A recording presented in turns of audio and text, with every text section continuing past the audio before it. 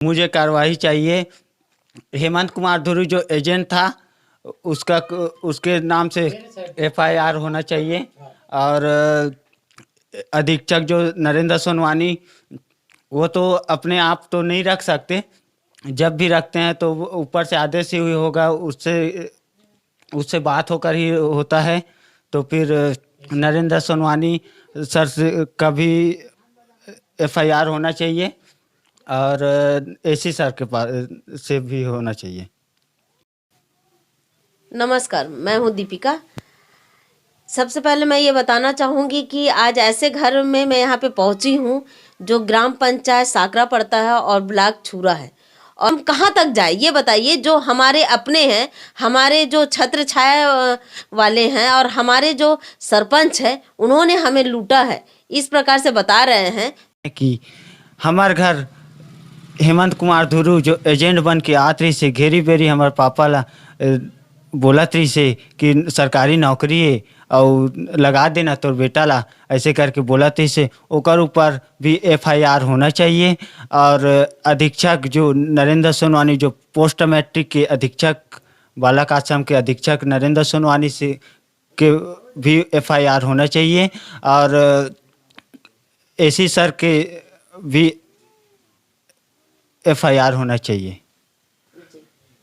सभी के ऊपर कार्रवाई चाहते हैं। हाँ, सभी के ऊपर कार्रवाई चाहते हैं, चारों के। और खैर हाफिज खान का तो एफआईआर हो गया है, लेकिन इन तीनों के मामले में तीनों को और एफआईआर होना चाहिए। ये बताओ, कभी कभी ऐसा बोलते हैं कि ये मीडिया वाले सिखाए हैं, पढ़ाए हैं, इसलिए हम बोल रहे हैं, ऐसा तो नहीं है? नहीं, मैं मीडिया वाले को खुद ही बुलाया हूँ कि मैं 2,30,000 रुपया दिया हूँ मेरे, और हम गरीब आदमी हैं।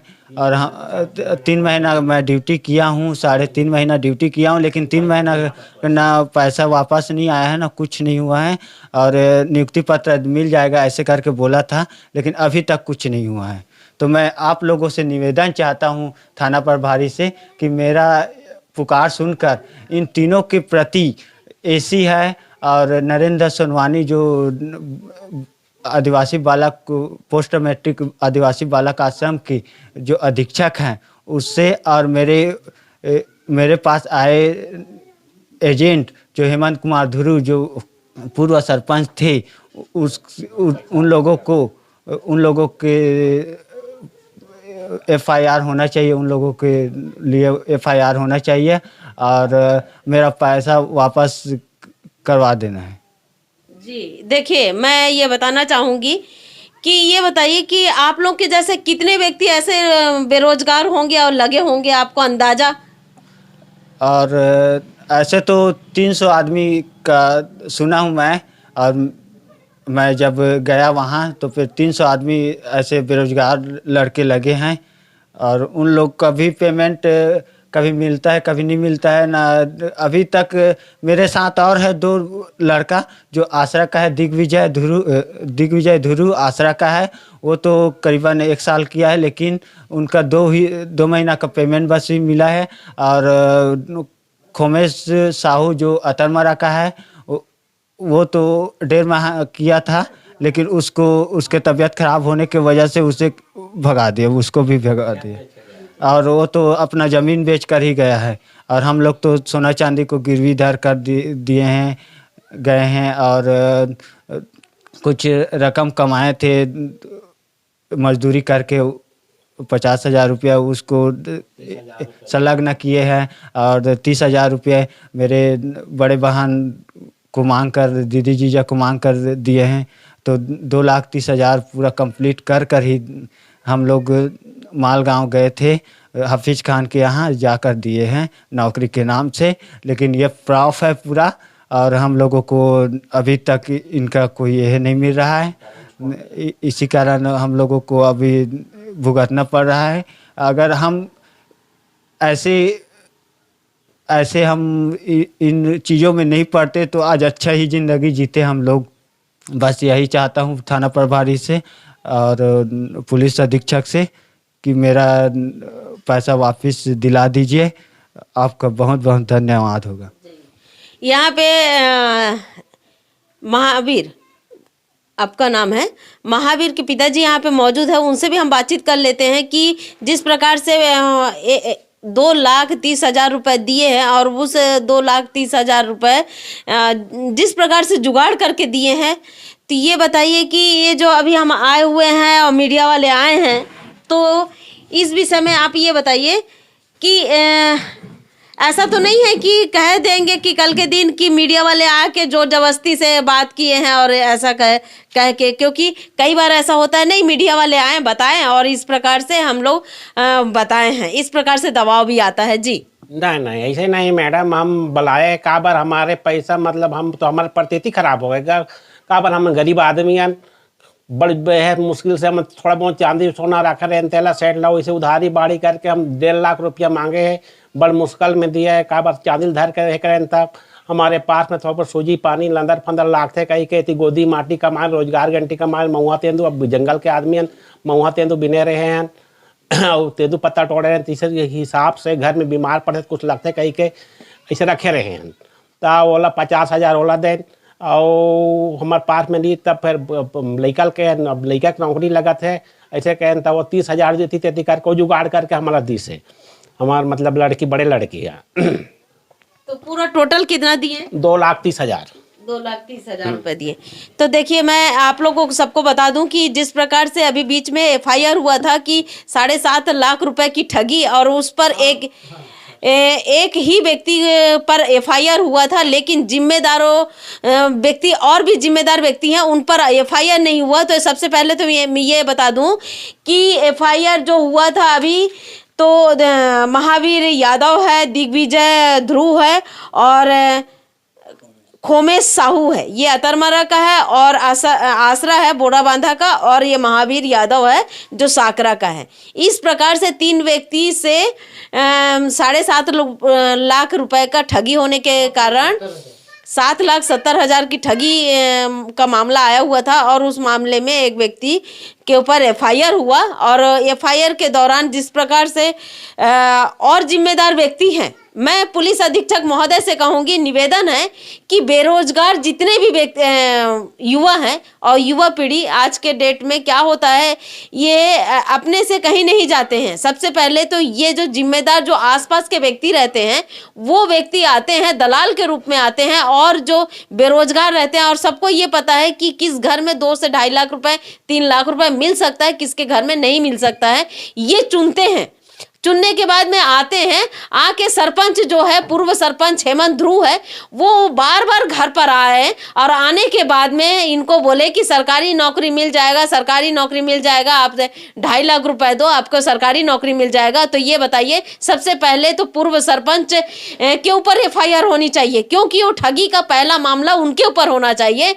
दूसरा तो हाफिज खान के ऊपर हो चुका है, तीसरा मामला होना चाहिए अधीक्षक के ऊपर होना चाहिए, और चौथा तो AC के ऊपर होना चाहिए। संयुक्त कलेक्टर है, इसका मतलब ये नहीं है कि आप कुछ भी विभाग का करें, विभाग कभी भी गलत नहीं होता, हम विभाग को गलत नहीं कह सकते हैं।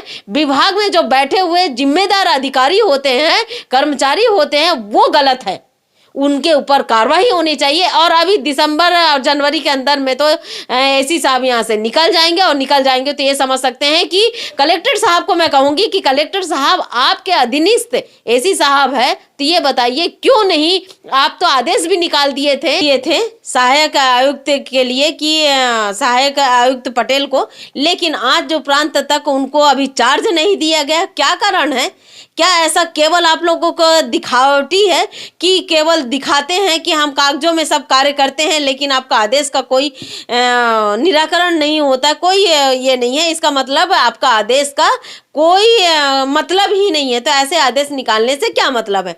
दूसरी बात है, अगर अभी अधिकारी यहाँ चले जाएंगे तो उसके बाद में बोलेंगे कि ये हमारा कार्यकाल का नहीं था, उनका कार्यकाल था, हम क्या करें, इस प्रकार से करेंगे। तो पुलिस अधीक्षक महोदय से मैं कहूंगी कि जिस प्रकार से अभी 300 से 350 जितने भी अभी नवनिर्वाचित अभी नौकरी लगाने के नाम से युवाओं को ठगा गया है, उस पर कड़ी कार्रवाई होनी चाहिए। क्योंकि एक आश्रम में मान लीजिए 4 से 5 व्यक्ति होना चाहिए, वहां कितने आश्रम में कितने व्यक्ति थे? 13 थे। आप लोग, तो एक आश्रम में ऐसे 13 व्यक्ति को रखे हैं, तो ये बताइए वहाँ का पेमेंट कैसे देंगे। और सबसे बड़ी बात है कि आपके साथ किसी प्रकार से अत्याचार होता था?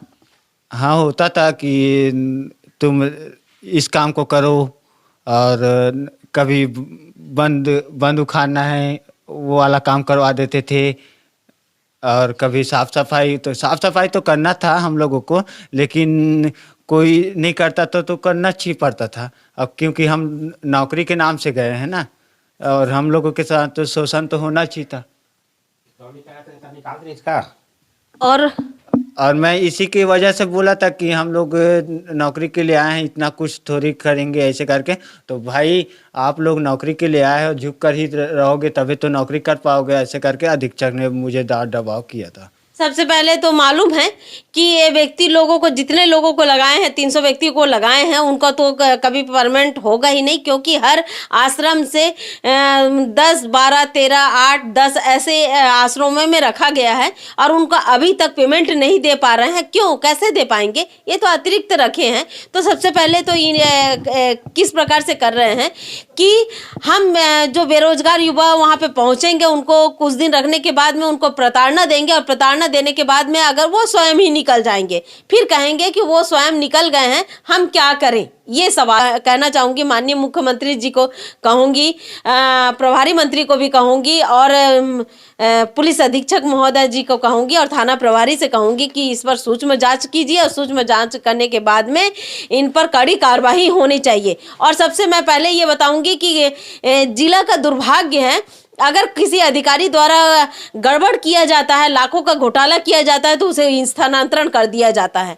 फिर उसके बाद में कहते हैं कि वो पिछले कार्यकाल का था, मुझे क्या मालूम, इस प्रकार से कहते हैं। और लाखों का नहीं, करोड़ों का घोटाला इस प्रकार से गरियाबंद जिला के अंदर चल रहा है, और करोड़ों का घोटाला का पर्दाफाश किया जाता है। लेकिन वो पर्दाफाश के जगह उनको FIR होने के बजाय उनको स्थानांतरण करके जब भेज दिया जाता है, वो फाइल दम तोड़ती नजर आती है। इस प्रकार से गरियाबंद जिला का दुर्भाग्य है, और अधिकारी कर्मचारी फल फूल रहे हैं। मैं माननीय मुख्यमंत्री जी से कहूंगी कि ये बताइए कि आपके राज्य में किस प्रकार से ये किया जा रहा है, इस पर अंकुश लगना चाहिए। बेरोजगार जो युवा है, बेरोजगारों के ऊपर जो प्रताड़ना हो रहा है, और बेरोजगार जिस प्रकार से घूम रहे हैं, उन पर आज इस प्रकार से हो चुका है कि उन्हें नौकरी तो देना तो छोड़िए, पहले तो साइबर क्राइम होता था कि आपको नौकरी के लिए करते हैं, लेकिन अब विभाग इस प्रकार से कर रही है। विभाग अपने दलालों को रखी हुई है,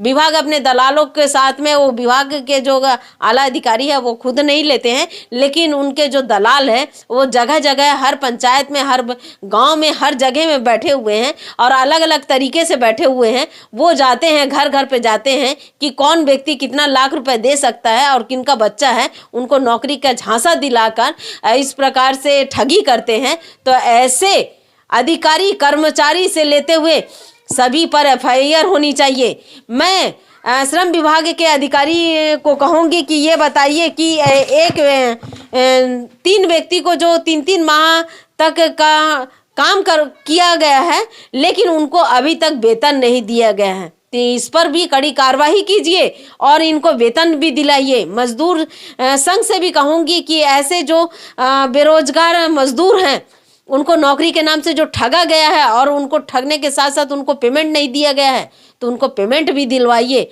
आप लोग आगे आएंगे तभी इस प्रकार से जो क्राइम हो रहा है, वो उस क्राइम से हम बच सकते हैं। तो ये बताइए कि पहले तो हम देखते थे कि बाहर के व्यक्ति आते थे और क्राइम करके चले जाते थे, लेकिन आज तो अपने ही पंचायत के सरपंच द्वारा इस प्रकार से ठगी का मामला सामने आया है। तो ये बताइए कि आम व्यक्ति जाए कहाँ, जिन पर विश्वास करके हम जनता जो चुनकर उनको सरपंच बनाते हैं, और उनकी मिसेज अभी सरपंच है, पद पर है, और इस प्रकार से अगर ठगी किया जाता है, तो ये बताइए विश्वास किस पर करें। इस प्रकार से ग्राम पंचायत साकरा का मामला है, और ये बोड़ा बांधा का मामला है, और अतरमरा का मामला है। इस प्रकार से जो 3 मामला है उस पर FIR हुआ है, लेकिन FIR में सूक्ष्म जांच के साथ साथ जो जिम्मेदार अधिकारी हैं उन पर भी FIR होनी चाहिए, और उनके जो सर्विस बुक में लिखना चाहिए क्योंकि उन्होंने जो लाखों रुपए की ठगी किए हैं उनके सर्विस बुक में भी लिखना चाहिए, उनको ट्रांसफर नहीं, उनको सस्पेंड होना चाहिए और टर्मिनेट होना चाहिए। क्योंकि सस्पेंड के साथ साथ अगर टर्मिनेट नहीं हुए तो आज तो गरियाबंद जिला को लूट रहे हैं, फिर जहां ट्रांसफर होके जाएंगे वहां इस प्रकार से लूटेंगे। क्यों? क्योंकि उनका हौसला तो गरियाबंद जिला में उनको दिख गया, उनको मालूम है कि हम ये कर सकते हैं, तो क्यों नहीं हम आगे जाके और दूसरे जिला में करेंगे। तो ऐसे लोगों को टर्मिनेट होना चाहिए। और ऐसे अधीक्षक जिन्होंने कई बार चाहे वो कई चीज़ों में राशि निकाले हैं, चाहे वो लकड़ी के नाम से हो और बहुत सारी चीज़ों में राशि निकाले और फर्जी तरीके से बिल लगाए हुए थे, कई बार प्रकाशन किए, लेकिन ऐसे जो नरेश सोनवानी हैं उनको रखे हैं। क्यों रखते हैं? ये कमाऊ पुत्र हैं, एसी साहब के कमाऊ पुत्र हैं। अगर उस आश्रम में जो पोस्ट मैट्रिक आदिवासी छात्रावास में अगर दूसरे आश्रम अधीक्षक को रख देते हैं तो वो कमाऊ पुत्र नहीं होते, क्योंकि उनको साल 1.5 साल तो उनको सीखने में लगेगा कि किस प्रकार से चोरी करें, तब उसके बाद में वो कमा के देंगे एसी को। लेकिन ये जो पके पकाऊ है तो इनको एसी साहब को भी मालूम रहता है कि ज़्यादा से ज़्यादा वो 2 साल रहेंगे, तो 2 साल के अंदर में वो तो चले जाएंगे। तो क्यों कमाऊ पुत्र को हम किसी प्रकार से कुछ करें? इसलिए इस प्रकार से जो अधीक्षक भ्रष्ट हैं वो अधीक्षक लगातार वहाँ पे कितना भी प्रकाशन करो वो वहाँ पे वैसे ही रहते हैं। और इस प्रकार से आश्रम में चाहे कम बच्चे रहेंगे लेकिन पूरा भर के जिस प्रकार से करते हैं। और सबसे बड़ी बात है, युवाओं के साथ जो छला गया है, युवाओं के साथ जो गलत हुआ है, इस पर कड़ी कार्रवाई होनी चाहिए। कड़ी कार्रवाई के साथ साथ इनको जेल भी होनी चाहिए। मैं हूँ दीपिका, आप देख रहे हैं धरोहर संदेश।